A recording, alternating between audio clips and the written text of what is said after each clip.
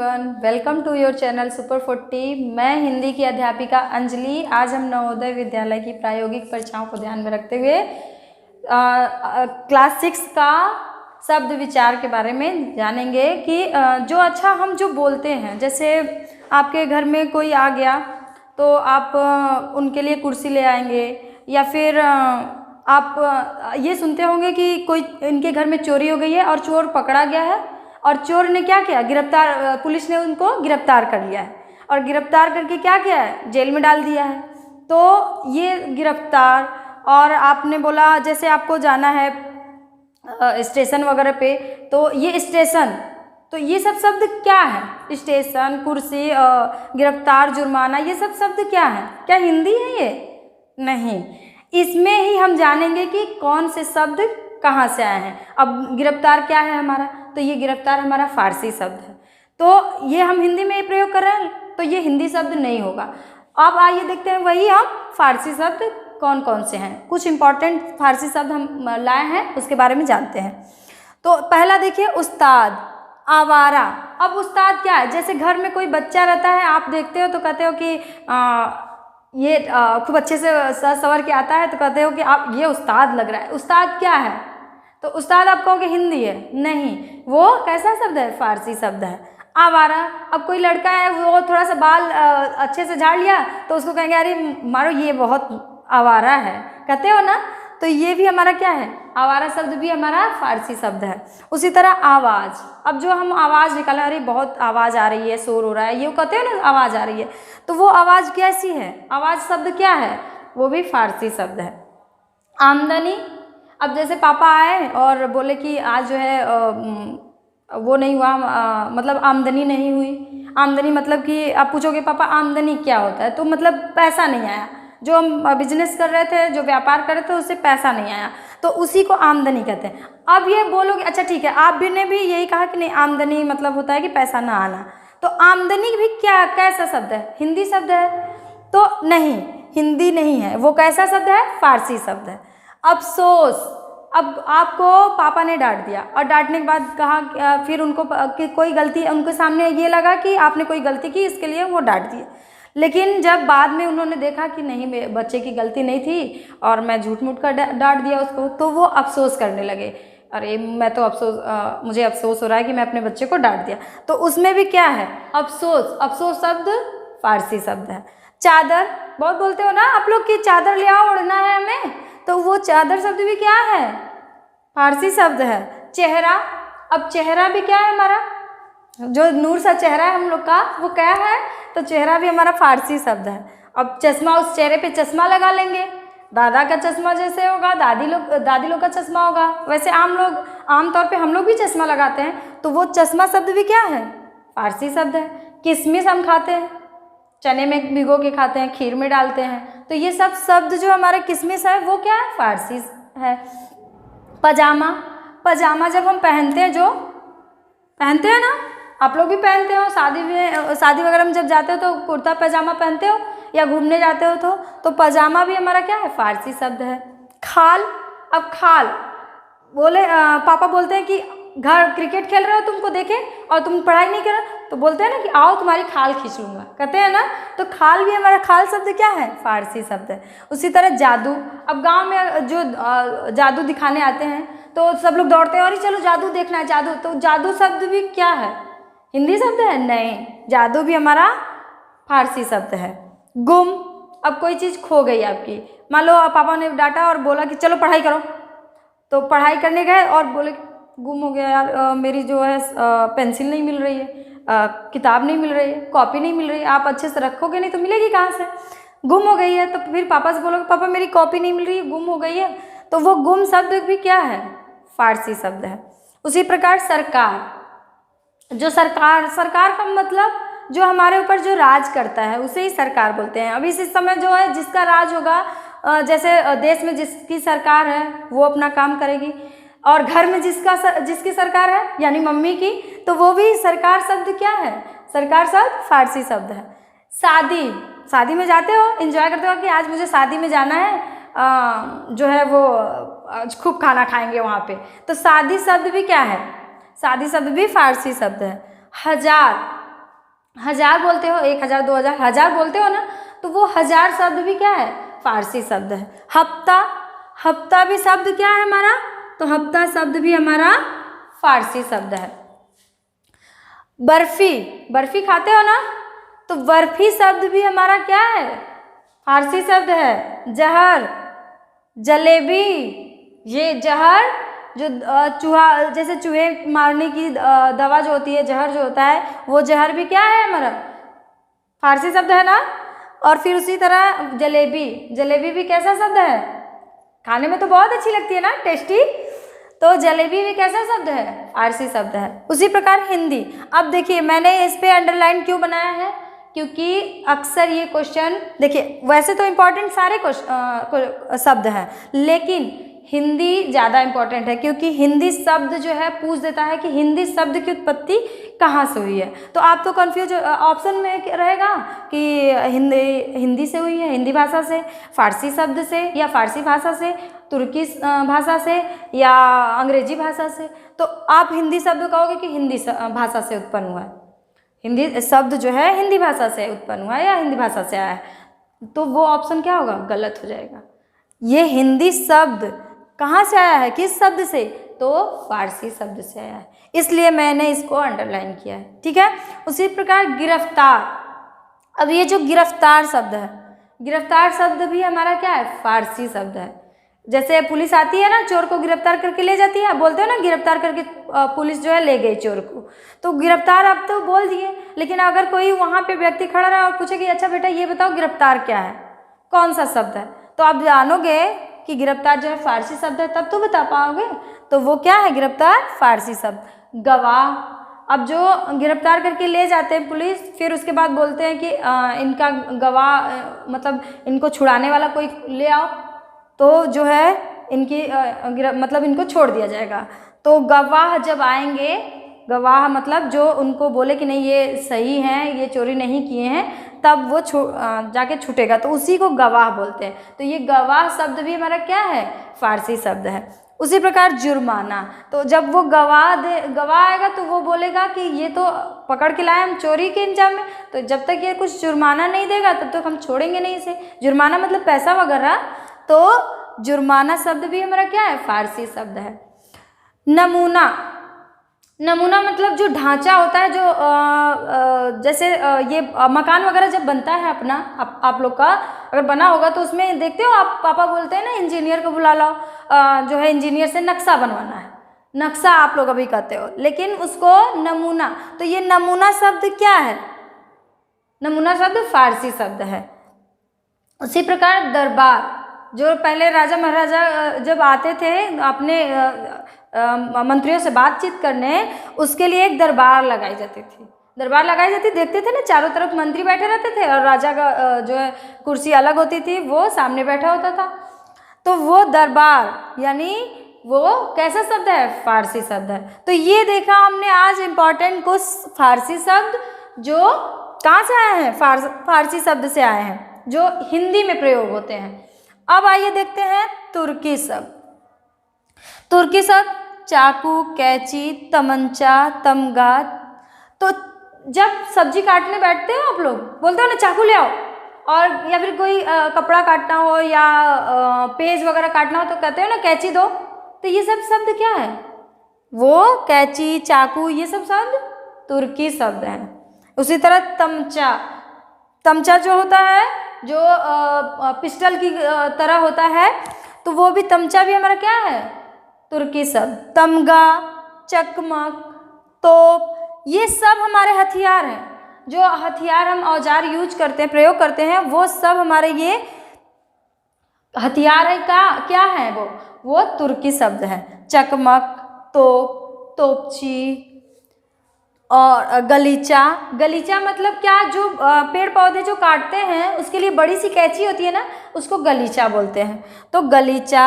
अब बहादुर, कोई व्यक्ति है, जैसे आप जो है कोई चोर जो है किसी का पर्स चोरी करके जा रहा है, आपने उसको दौड़े दौड़े आया और पकड़ लिया, और पकड़ के जो है उसको पुलिस के हवाले कर दिया, यानी पुलिस को दे दिया, तो वो क्या है, पुलिस ने बोला कि वाह बेटा आपने तो बहुत अच्छा काम किया, आपने बहुत बहादुरी वाला काम किया। तो वो बहादुरी शब्द भी क्या है? अगर वैसे तो आप कहेंगे कि अगर पूछ दिया जाए कि बहादुरी शब्द क्या है तो हिंदी में प्रयोग होता है, तो ये बहादुरी शब्द हिंदी है? नहीं, बहादुर शब्द जो है क्या है? तुर्की है। उसी प्रकार दारोगा, दारोगा भी हमारा क्या है? तुर्की शब्द है। उसी प्रकार कुर्की, दारोगा तो जानते होगे ना, जो पुलिस में जो दरोगा होते हैं बड़े अधिकारी, उनको दरोगा। उसी प्रकार कुर्की, कुर्की जो कोई किसी ने किसी की हत्या कर दी या चोर है वो, तो जब पुलिस को पता चला कि ये चोर है या इसने हत्या की है तो वो उसके घर जाता है उसको पकड़ने के लिए। लेकिन वहाँ पे जब वो नहीं मिलता है, उसकी तलाश होती है, ठीक है, उसकी तलाश की जाती है, तो उसके घर से जो है खंजर वगैरह मिलता है।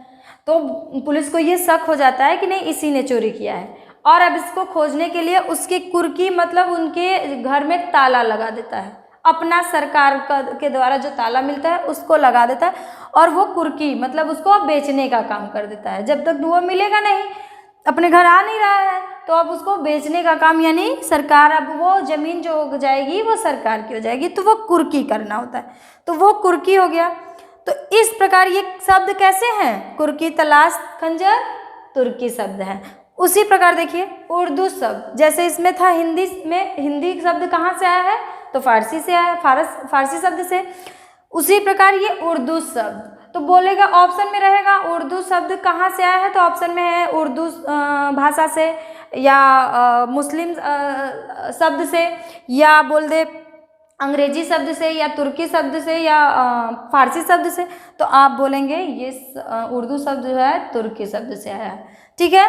अब देखिए घर में, अच्छा जो मुसलमान लोग होते हैं वो अपने जो औरतें होती हैं, जो पत्नियां उनकी होती हैं, उनको बेगम बोलते हैं। तो वो बेगम भी शब्द भी क्या है? बेगम शब्द भी तुर्की शब्द है। अच्छा हमने पहले ही बताया था कि जो तुर्की शब्द, फारसी शब्द, अरबी शब्द है, ये कहाँ से आए हैं? मुगलों के द्वारा आया है। तो वो मुगल के द्वारा, यानी मुगल जो हमारे थे वो अपनी औरत को बेगम बोलते थे। तो बेगम भी हमारा क्या है? बिना गम के नहीं, बेगम शब्द भी तुर्की शब्द है। इसी प्रकार बीबी, अब बीबी बोलते हो ना, मम्मी को जो है, पापा जो होते हैं वो मम्मी को जो है बीबी बोलते हैं, तो बीबी शब्द भी हमारा क्या है? तुर्की शब्द है। अब बीबी जो रहेगी वो पति को क्या करेगी? खच्चर बना देगी? नहीं बाबा, खच्चर नहीं बनाएगी। तो खच्चर भी हमारा कैसे शब्द है? तुर्की शब्द है। और लाश भी हमारा कैसा शब्द है? तुर्की शब्द है। तो ये था कुछ इंपॉर्टेंट हमारे तुर्की शब्द। अब आगे देखते हैं यूनानी कंपनियों के द्वारा जो आए थे शब्द, उसके अंतर्गत अंग्रेजी शब्द आते हैं।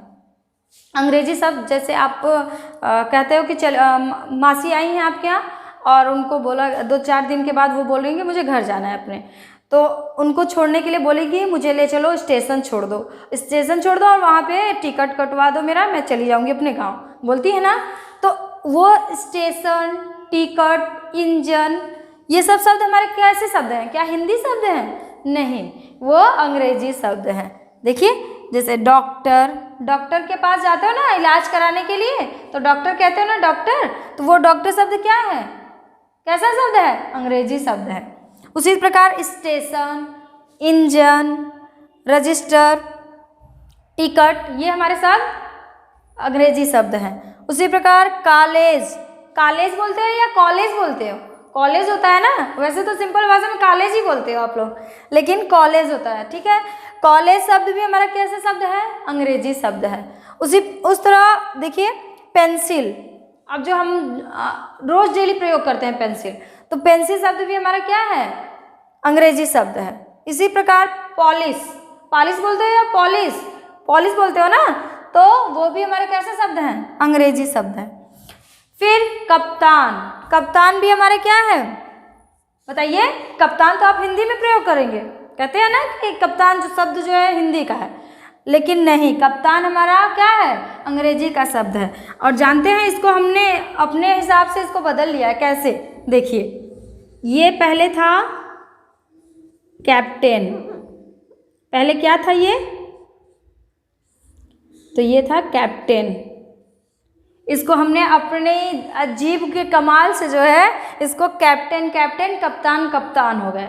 ठीक है, तो कैप्टन से कप्तान हो गया। इसी तरह अस्पताल, ये भी हमारा इंग्लिश शब्द है। अस्पताल होता है या हॉस्पिटल होता है, तो हमने इसमें भी कमाल किया है। क्या कमाल किया है? हॉस्पिटल हॉस्पिटल, अस्पताल अस्पताल कर दिए, तो हमारी जीभ ने कमाल किया ना। तो हॉस्पिटल से अस्पताल, यानी अस्पताल शब्द भी हमारा अंग्रेजी शब्द है। अफसर, ऑफिसर होता है या अफसर होता है? ऑफिसर होता है ना, तो ऑफिसर शब्द भी क्या है? अंग्रेजी शब्द है, लेकिन हमने इसको ऑफिसर नहीं अफसर कर दिया है। तो अफसर शब्द भी हम हिंदी में ही प्रयोग करते हैं। तो इस तरह अगर लिखा रहेगा तब तो आप कंफ्यूज हो जाएंगे कि ऑफिसर होता है इंग्लिश में, लेकिन यहाँ तो अफसर लिखा हुआ है। नहीं, तो अफसर जो है हिंदी शब्द नहीं है, वो कैसा शब्द है? अंग्रेजी शब्द है। उसी प्रकार टेलीविज़न, आजकल टीवी शॉर्टकट नेम बोल दे रहे हो टीवी, लेकिन वो फुल नेम क्या है? टेलीविज़न। देखते हो ना टीवी, टेलीविज़न, तो वो भी शब्द हमारे कैसे हैं? टेलीविज़न शब्द भी हमारा अंग्रेजी शब्द है। उसके बाद टमाटर, ये पता रहा होगा टमाटर। अरे हाँ, ये तो हम यूज करते हैं रोज़, डेली का ये है, सब्जी में डालते हैं, चटनी बनाते हैं इसकी। तो ये तो टमाटर जो है हिंदी शब्द हो गया। नहीं, टमाटर शब्द भी हमारा क्या है? अंग्रेजी शब्द है। तो ये इस प्रकार हमने देखा क्या? फारसी शब्द, तुर्की शब्द और अंग्रेजी शब्द। अंग्रेजी जो यूनानी कंपनियां आई थी उनके द्वारा जो है जो शब्द आए थे उनको भी अलग अलग किया गया है। जैसे यहाँ अंग्रेजी शब्द, उसके बाद चीनी शब्द, तुर्की शब्द, ये सारे शब्द भी कैसे हमारे हैं? हिंदी में प्रयोग करते हैं उसको। तो वो उसके बारे में हम जानते हैं कि तुर्की शब्द, अंग्रेजी शब्द तो हमने जान लिया। अब तुर्की शब्द, चीनी शब्द, जापानी शब्द, ये कौन कौन से शब्द होते हैं? नुक्ता, ये लिखा हुआ है नुक्ता। अब ये नुक्ता का मतलब क्या होता है? जैसे आपने देखा था यहाँ ये जो बिंदी लगी है ना, और हफ्ता में देखिए बिंदी लगी हुई है। तो जब मुगल शासक जो आए थे वो इसको जो है बोले कि ऐसे बेगम बोलते हैं। तो जब वो शब्द बोलते थे तो वो अपने शब्द में जो है ये चीज़ लगाते थे, ये जो बिंदी है ये लगाते थे। तो इस बिंदी को ही नुक्ता कहा गया। ठीक है, इस बिंदी को ही नुक्ता कहा गया। जैसे फ में लगा तो फ नहीं बोल रहा है, फ बोल रहा है ना, फ। तो बेगम नहीं बोल रहा है, बेगम। ठीक है, तो ये जो शब्द है हमारे, ये जो नुक्ता लिखा हुआ है ये इस बिंदी के लिए बोला गया है कि ये बिंदी जो होती है वो क्या है? नुक्ता है। अंग्रेजी के बाद, अब अंग्रेजी के बाद देखिए तुर्की शब्द। तो तुर्की शब्द भी क्या है? जैसे आप बोलते हो ना अलमारी में जो है मम्मी मेरे कपड़े हैं दे दो, बोलते हो ना, तो वो भी अलमारी शब्द भी क्या है? विदेशी शब्द ही है, ये नहीं कि हिंदी है। लेकिन आजकल बहुत लोग बोल रहे हैं अलमीरा, तो ये समझ में आ रहा है कि अलमीरा या अलमारी शब्द जो है अंग्रेजी शब्द से, लेकिन ये गलत हो जाएगा। अंग्रेजी लगाओगे तो उसमें क्या लगाओगे? अलमारी शब्द अलमीरा नहीं होता है, अलमारी होता है, लेकिन अलमीरा बना रहे हो आप लोग।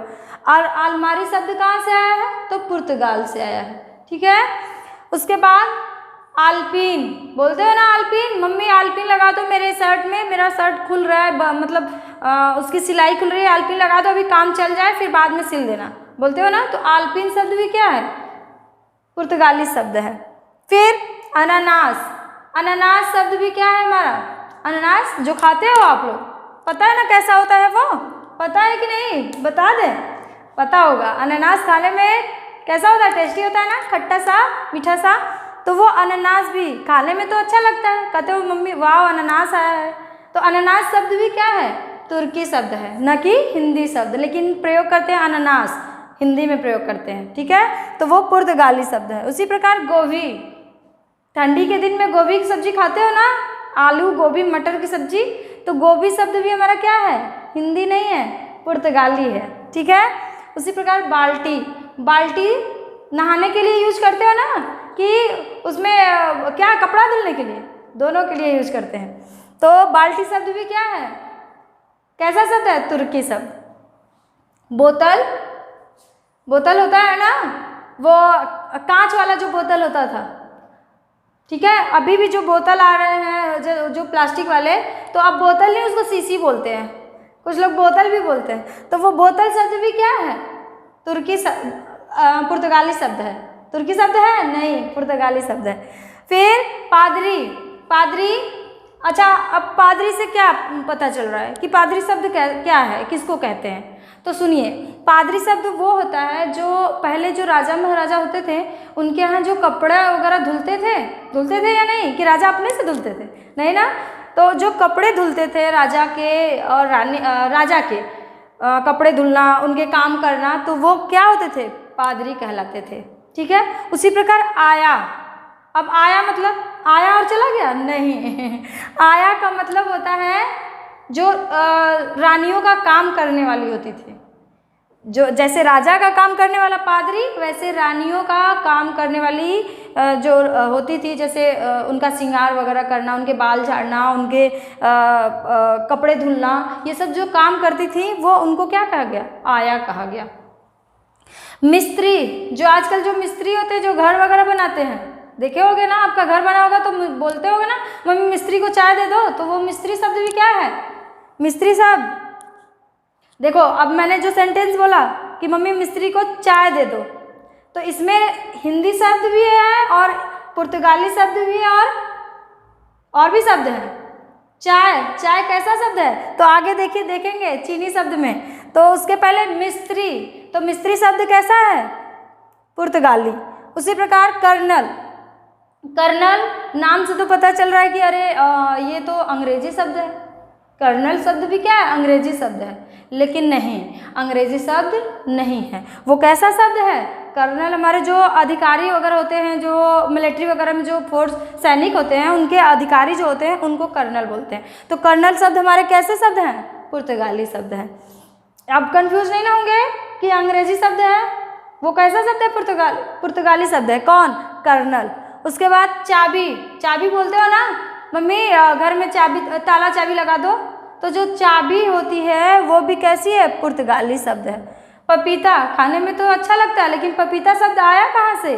तो पुर्तगाल से आया है। ठीक है। उसके बाद अचार, अचार खट्टा खट्टा अचार होता है ना, तो वो अचार भी कैसा होता है? कैसा शब्द है? अचार शब्द पुर्तगाली शब्द है। ठीक है।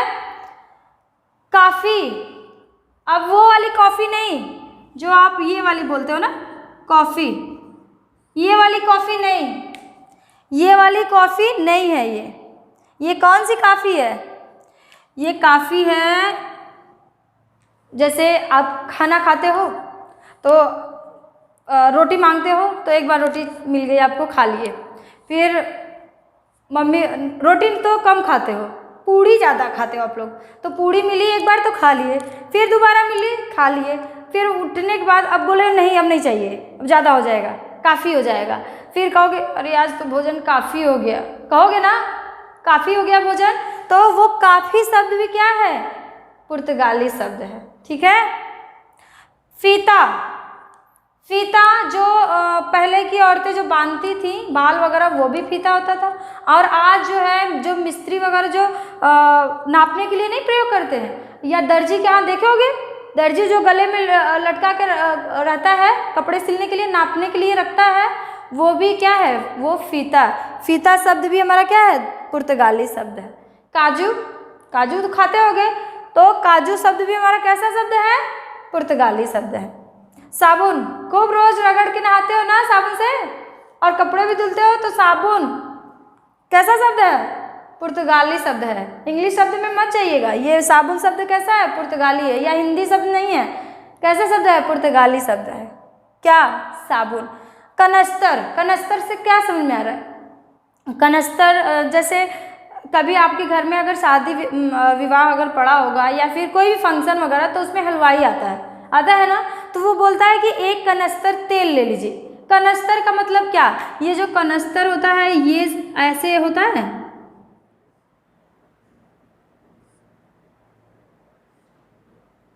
ये जो बना होता है यही होता है ना, कनस्तर होता है ना, टीन, जो आप टीन बोलते हो तेल का, तो वो कनस्तर, उसको जो है वो कौन सा शब्द है? तो वो पुर्तगाली शब्द है। ठीक है। मेज, पढ़ाई करते समय मेज की ज़रूरत होती है ना, रख के पढ़ते हो या सो के? रख के पढ़ते हो ना उस पर, तो वो कैसा शब्द है? मेज जो है पुर्तगाली शब्द है। ये अच्छा, ये तो हमारे हो गए पुर्तगाली शब्द। ये कुछ हमारे इम्पॉर्टेंट थे जो हमें लगा कि महत्वपूर्ण है, आपको ये बताना जरूरी है, आपके क्वेश्चन पेपर में आते हैं, तो उसी के बारे में हमने ये यहाँ पे आज बताया कि पुर्तगाली शब्द, ये शब्द हमारे पुर्तगाली हैं जो हिंदी में ऐसे ही प्रयोग होते हैं। उसके बाद देखते हैं चीनी शब्द। चीनी शब्द, इसमें चीनी शब्द से जो है कुछ कम क्वेश्चन आते हैं, तो इसलिए जो जो आते हैं इंपॉर्टेंट जो है, जो ज़्यादा जरूरी समझ में आया उसको हम बता रहे हैं यहाँ पे। तो वो कौन कौन से हैं? जैसे तूफान, देखते हो ना तूफान आ जाता है, चीन में आता भी है अक्सर, तो वो कैसा शब्द है? चीनी शब्द है, तूफान। उसी प्रकार चीनी, चीनी, चीन, चीनी, तो च से देखिए, च से चीनी, चाय, चीन, आ गया ना। तो इस तरह आप याद कर सकते हैं। चीनी चाय बनाने के लिए होती है ना, तो चीनी और चाय जरूरी होती है चाय के लिए, तो उसी प्रकार ये चीनी, चाय और लीची, जो लीची खाते हैं हम, फल जो होता है लीची, वो भी हमारे कौन सा शब्द है? चीनी शब्द है।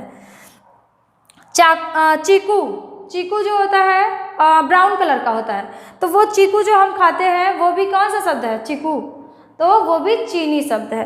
पटाखा, पटाखे वगैरह चीन में ही बनते हैं ना, मेड इन चाइना लिखा रहता है पटाखे पे आपके, तो पटाखा शब्द भी क्या है? चीनी शब्द है। तो ये था हमारा चीनी शब्द का कुछ इम्पॉर्टेंट उदाहरण। उसके बाद देखते हैं रूसी शब्द। रूसी शब्द कौन कौन से हैं? जार, जार तो पता होगा ना, जिसमें वो अचार वगैरह रखते हैं, वो भी जार होता है। और मिग, मिग क्या?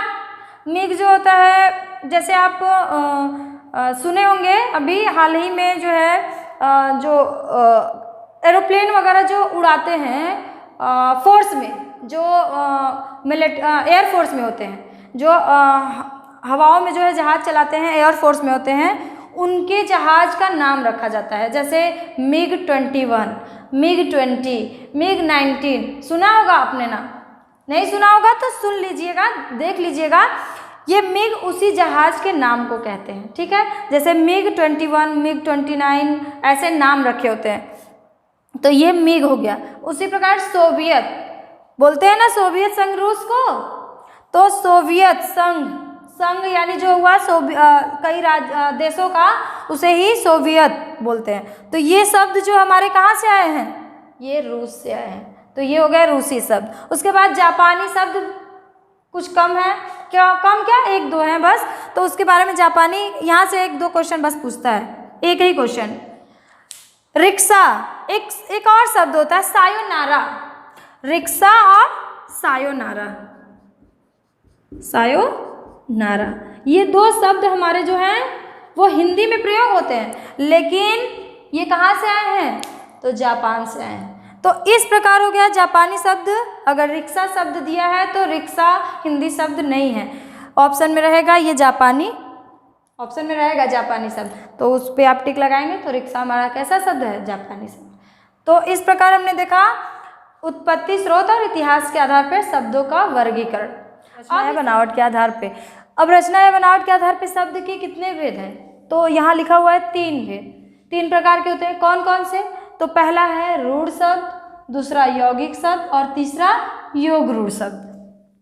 पहला रूढ़ शब्द, रूढ़ का मतलब ही क्या समझ में आ रहा है? रूढ़ का मतलब ये समझ में आ रहा है रूखा रूखा, कुछ कमी, समझ में आ रहा है ना? तो अब देखिए रूखा या कमी का मतलब क्या होता है? तो रूढ़ शब्द देखिए, ऐसे शब्द जिनके एक से अधिक सार्थक अर्थ न हो, जिनके टुकड़े करने पे एक से अधिक सार्थक अर्थ न हो। अब देखिए यहाँ खंडन लिखा हुआ है ना, जिनके सार्थक खंडन न हो। अब सार्थक खंडन में जैसे ये आपका उदाहरण देखिए, पुस्तक लिखा हुआ है, तो इस पुस्तक को अगर हम अलग करेंगे, इस पुस्तक को का खंडन यानी टुकड़ा करेंगे तो क्या होगा? मान लीजिए पुस्तक ये कर दिए, तो इसका कोई अर्थ निकल रहा है? सार्थक अर्थ निकल रहा है? नहीं निकल रहा है। उसी तरह इसका और कोई अर्थ निकल रहा है?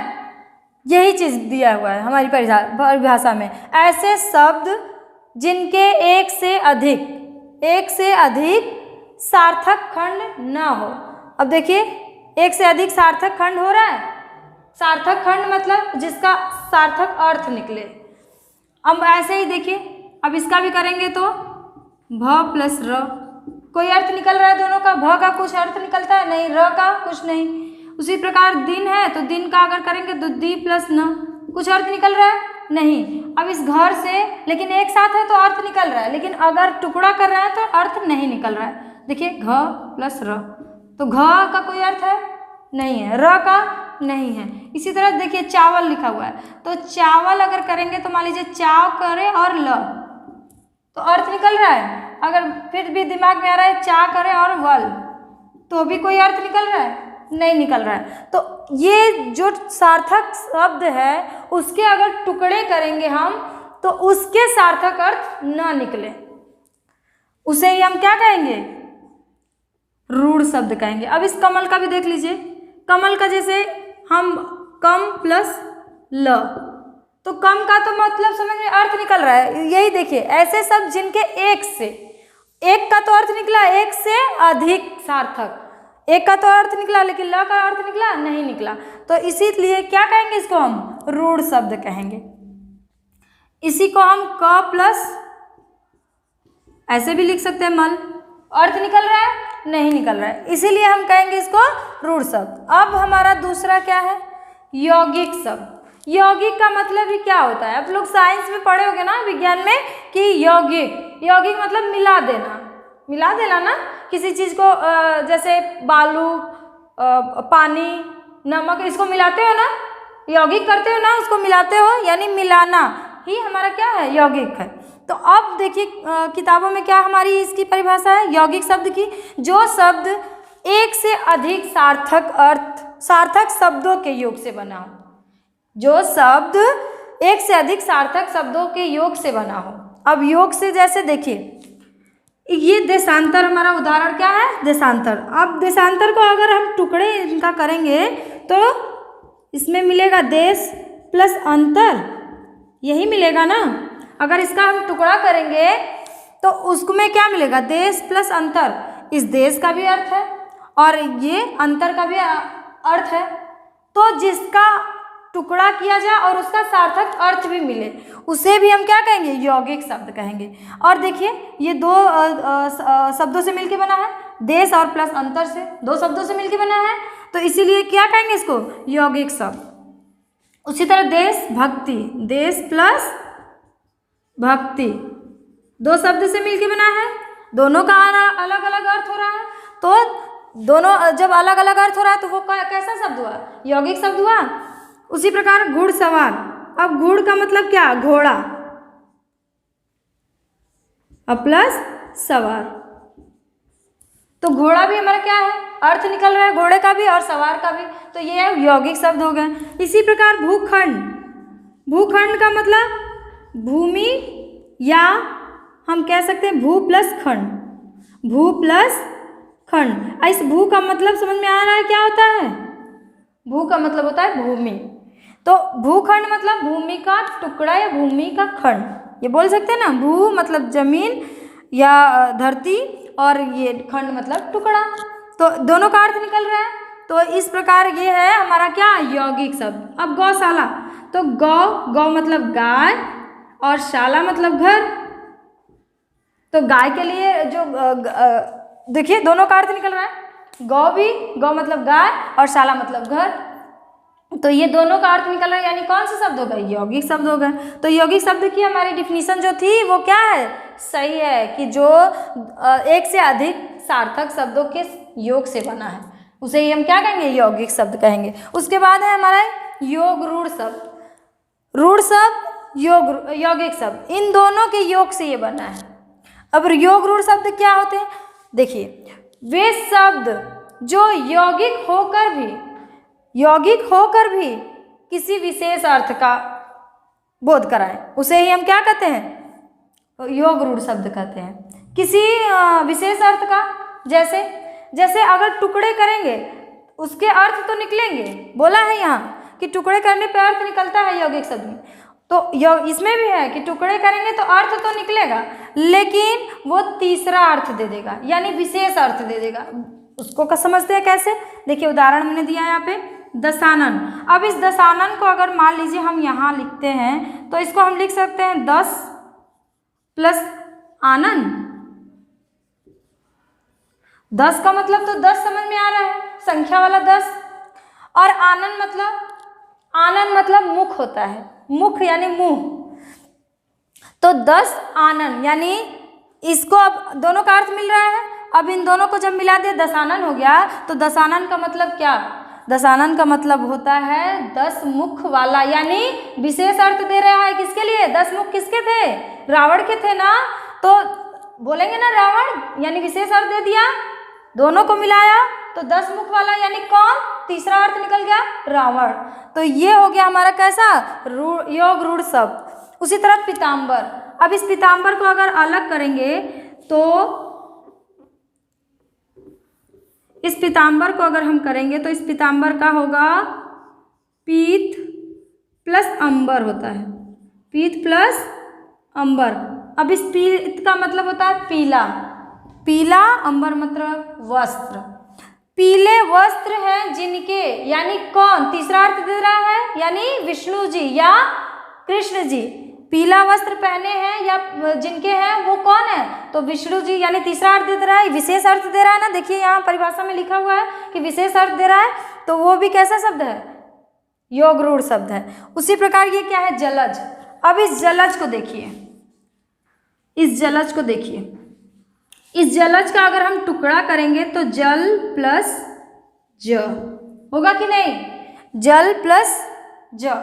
तो ये जल का मतलब हो गया क्या, पानी होगा ना, पानी। लेकिन ये ज, तो आपने पढ़ा होगा कि ज मतलब होता है जन्म लेने वाला, पढ़ा है ना। तो जल मतलब पानी और ज मतलब जन्म लेने वाला, यानी दोनों का अर्थ निकल गया। अब इसको जब मिलाए तो जलज हो गया, योग हो गया जलज। अब इस जलज किसको कहते हैं, किसका पर्यायवाची है, तो जलज कमल को कहते हैं। तो यानी तीसरा अर्थ दे दिया, जलज को मिलाया तो जलज मतलब क्या होता है, तीसरा अर्थ कमल।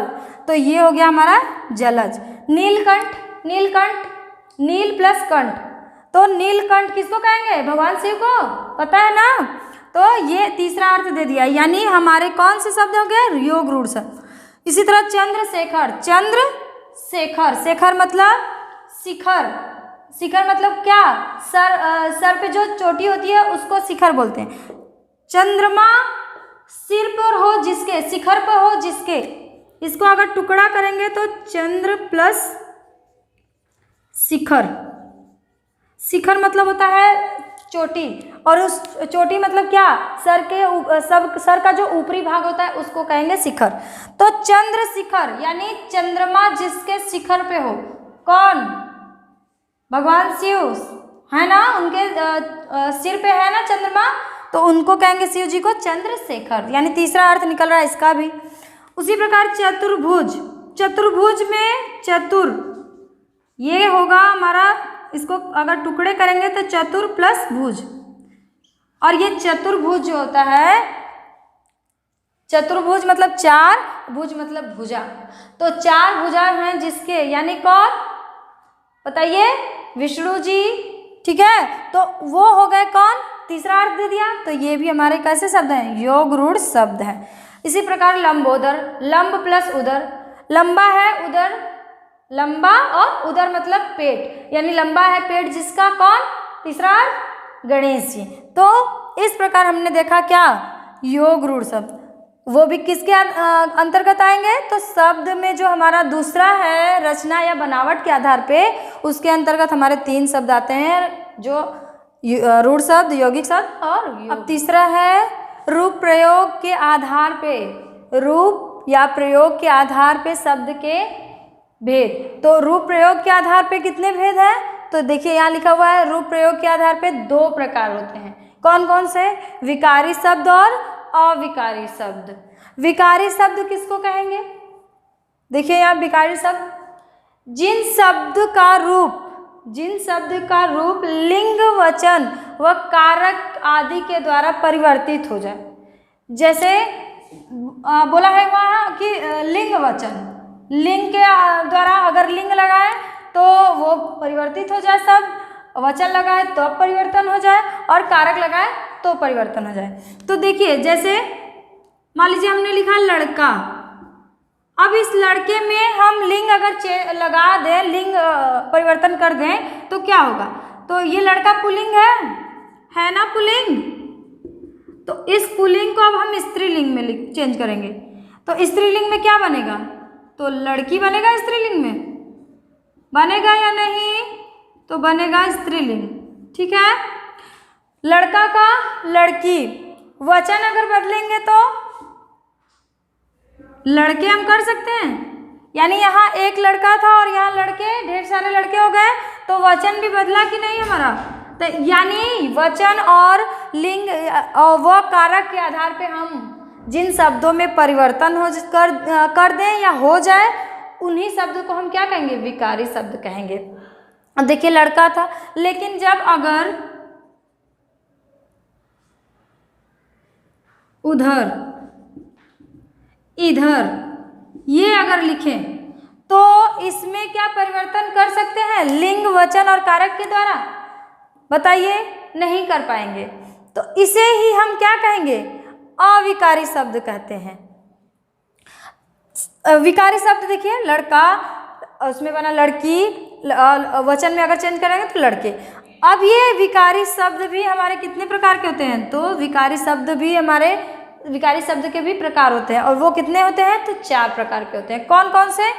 देखिए, हम विकारी शब्द कौन कौन से शब्द से बना सकते हैं? तो संज्ञा से बनाते हैं, सर्वनाम से, विशेषण से और क्रिया से। तो ये हमारे 4 प्रकार हैं जिससे हम क्या बनाते हैं? विकारी शब्द बनाते हैं। अब ये विकारी शब्द संज्ञा, जैसे राम, श्याम, मोहन, सोहन, कृष्ण, ये सब सारे जो नाम होते हैं वो सब हमारे क्या होते हैं? उनसे भी हम विकारी शब्द बनाते हैं। फल, पर्वत, अपनत्व, ममत्व, नदी, लड़का, लड़की, भारत आदि, ये सब जो शब्द हैं, जो नाम हैं, वो हमारे क्या है? संज्ञा है। ये संज्ञा जो है किसके अंतर्गत? तो संज्ञा से हम विकारी शब्द बनाते हैं, और ये किसके अंतर्गत है? तो विकारी शब्द के अंतर्गत। तो ये था विकारी शब्द में पहला संज्ञा। अब दूसरा है सर्वनाम। सर्वनाम से भी हम विकारी शब्द बनाते हैं, जैसे वह, वे, तुम सब, कोई, तुम्हारा, तुमने, तुझे, तुमसे, तुम सबने, ये, वे सब, वह, अपना, कुछ, कोई, ये सब क्या है? ये सर्वनाम ही है। तो सर्वनाम से भी हम क्या बनाएंगे? विकारी शब्द बनते हैं हमारे। इसमें लिंग, वचन और परिवर्तन, लिंग, वचन और कारक को लगा के हम इसमें परिवर्तन कर सकते हैं। किसमें? संज्ञा में, सर्वनाम में और विशेषण और क्रिया में। उसके बाद देखिए विशेषण। विशेषण में, जैसे विशेषण मतलब कोई विशेषता जिसकी बताता हो, तो अच्छा, बुरा, मोटा, काला, पतला, लंबा, चौड़ा, ईमानदार, बेईमान, ये सब जो होते हैं, जो हमारे गुणों को बताएं, गुणों दोषों को बताएं, जो विशेषण हमारे बताएं, यानी जो हमारे गुण को बताएं, उसको, उसमें भी हम लिंग, वचन और कारक को लगा के परिवर्तन कर सकते हैं। तो वे शब्द भी हमारे कैसे होंगे? विकारी शब्द होंगे। अब आता है, ये तो था विशेषण, अब आता है क्रिया शब्द। यानी क्रिया शब्द में भी हम लिंग या वचन या कारक को लगा के हम बदल सकते हैं। देखिए क्रिया शब्द में क्या है? खाना, पीना, सोना, पढ़ना, लिखना, चढ़ना, उतरना, बैठना, चलना, हंसना, रोना, गाना, ये सब हमारे क्या है? क्रिया शब्द है। तो इन शब्दों को, ये जो हमारे संज्ञा, सर्वनाम, विशेषण और क्रिया है, इनको हम विकारी शब्द के अंतर्गत रखते हैं और इनमें हम लिंग, वचन और कारक के द्वारा परिवर्तन कर सकते हैं। अच्छा, ये जो रूप प्रयोग के आधार पर परिवर्तन जो हो रहा है, यहाँ से आप देख रहे हैं, यहाँ से हमारे पद स्टार्ट हो जाते हैं, पद शुरू हो जाते हैं, और यहीं से हमारे व्याकरण की भी शुरुआत हो जाती है। देखिए यहीं से, देखिए विकारी शब्द में ही संज्ञा, सर्वनाम, तो यहीं से हमारे क्या होते हैं? पद शुरू होते हैं। पद मतलब जो वाक्य जहाँ से बनते हैं। तो उसके पहले तो था शब्द, इसके पहले जो हमारे उत्पत्ति स्रोत के आधार पर देखा था तो वो शब्द थे, लेकिन अब यहाँ से हमारे पद बनेंगे। तो ये हम कह सकते हैं कि ये जो है हमारा पद की शुरुआत है। यहाँ से हमारा क्या होता है, पद की शुरुआत होती है। तो ये हो गया विकारी शब्द। अब देखते हैं अविकारी शब्द। अविकारी शब्द, अविकारी शब्द, विकारी तो आपने देखा कि जिसका लिंग वचन और कारक के आधार पर परिवर्तन हो।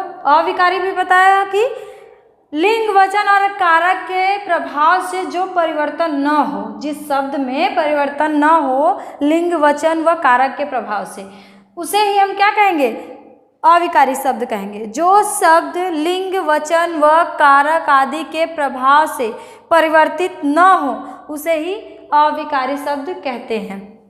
उदाहरण देखिए, उधर, इधर, ऊपर, नीचे, यहाँ, वहाँ, ये सब हमारे शब्द क्या हैं, ये अविकारी शब्द हैं। ठीक है, तो अविकारी शब्द समझ में आ गया। उसके बाद जो है अविकारी शब्द के प्रकार भी, तो ये भी कितने प्रकार के होते हैं, अविकारी शब्द 4 प्रकार के होते हैं। कौन कौन से, तो क्रिया विशेषण 4 प्रकार से कौन कौन से होते हैं, तो क्रिया विशेषण, संबंध बोधक, तीसरा है समुच्चय बोधक और चौथा है हमारा क्या, विस्मयादि बोधक। क्रिया विशेषण यानी जो हम कार्य करते हैं उसकी विशेषता बताए, उसे ही हम कहेंगे क्रिया विशेषण।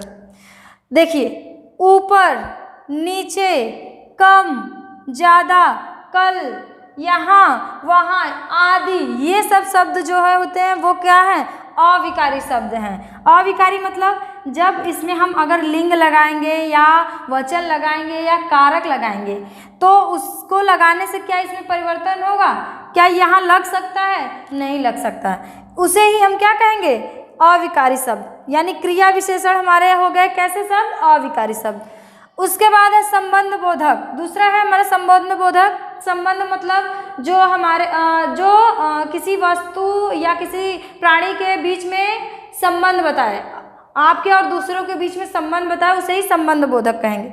तो संबंध बोधक जैसे शब्द कौन कौन से होते हैं, तो शब्द होते हैं साथ, हेतु, और, मध्य, द्वारा, पहले आदि। ये सब हमारे जो शब्द हैं वो कैसे हैं, संबंध बोधक हैं। क्या इसमें हम लिंग वचन और कारक लगा के परिवर्तन कर सकते हैं, इसमें परिवर्तन कर सकते हैं, नहीं कर सकते। इसलिए ये कैसे शब्द हो गए, अविकारी के अंतर्गत कौन सा शब्द आ गया, संबंध बोधक शब्द। उसके बाद है तीसरा हमारा समुच्चय बोधक। समुच्चय बोधक में क्या है, तो समुच्चय बोधक में कौन कौन से शब्द हैं, तो उसमें जो हमारे परंतु, ताकि, लेकिन, और, या, अथवा, इसलिए, देखिए दिया हुआ है ना ताकि, तो ये आदि ये जो शब्द होते हैं वो हमारे कौन से शब्द होते हैं, समुच्चय बोधक होते हैं। तो उसमें इस समुच्चय बोधक शब्द हैं जो, उसमें क्या है, परिवर्तन हो रहा है इनके द्वारा, लिंग वचन और कारक के द्वारा, तो परिवर्तन नहीं हो रहा है। तो इसका ये मतलब है कि अविकारी शब्द हमारे कौन से हैं, समुच्चय बोधक शब्द भी हमारे कैसे हैं, अविकारी शब्द हैं। उसके बाद विस्मयादि बोधक। विस्मयादि बोधक यानी जो विस्मयादि बोधक जो किसी चीज़ को देख के हो, ओ, उफ, हाय, छी, ये सब शब्दों के क्या होता है, किसी चीज़ को देख के अंदर से जो निकले, जिसको देख के आश्चर्यचकित हो जाए, उसे ही हम क्या कहेंगे, या अंदर की भावना निकले, उसे ही विस्मयादि बोधक कहेंगे। जैसे वाह, किसी चीज़ को किसी चीज़ को देखे, कोई मूर्ति या कोई चीज़ भी देखे जो मुझे आश्चर्य हो कि वाह कितना अच्छा है ना, बोलते हो ना, तो वाह, वह शब्द भी क्या है, अविकारी शब्द है। वाह, हाय, कहते हो ना कि हाय कितना अच्छा है, नहीं कहते हो ना, तो हाय, अरे, अरे कहते हो ना, तो अरे भी हमारा क्या है, विस्मयादि बोधक है। और ये कैसे शब्द है, तो अविकारी शब्द है। ओह, ओह भी हमारा कैसा शब्द है, अविकारी और विस्मयादि बोधक। ओह, शाबाश, छी, छी आप करते हो ना, छी कहते हो ना, तो वो भी हमारे कैसे शब्द हैं, विस्मयादि बोधक। यानी यहाँ हम लिखेंगे छी, ये भी हमारे कैसे शब्द हैं, तो विस्मयादि बोधक शब्द। और क्या इसमें हम लिंग या वचन या कारक लगा के इसमें भी परिवर्तन कर सकते हैं या नहीं, नहीं कर सकते। इसलिए हम कहेंगे ये कैसे शब्द हैं, विस्मयादि बोधक भी हमारे कैसे शब्द हैं, कैसे, अविकारी शब्द। ठीक है, तो ये हो गया हमारे अविकारी शब्द, वो भी कितने प्रकार के, 4 प्रकार के। तो रूप प्रयोग और के आधार पे हमने देखा क्या, शब्द के 2 भेद होते हैं, विकारी और अविकारी शब्द। विकारी शब्द जिसमें लिंग वचन और कारक के आधार पे परिवर्तन हो, उनको लगाने पे परिवर्तन हो जिस शब्द में, उसे ही विकारी शब्द कहेंगे। अविकारी शब्द जो शब्द में, जिस शब्द में लिंग वचन और कारक लगाने पे परिवर्तन ना हो, उसे ही हम क्या कहेंगे, अविकारी शब्द कहते हैं। तो ये हमारा था तीसरा अविकारी शब्द।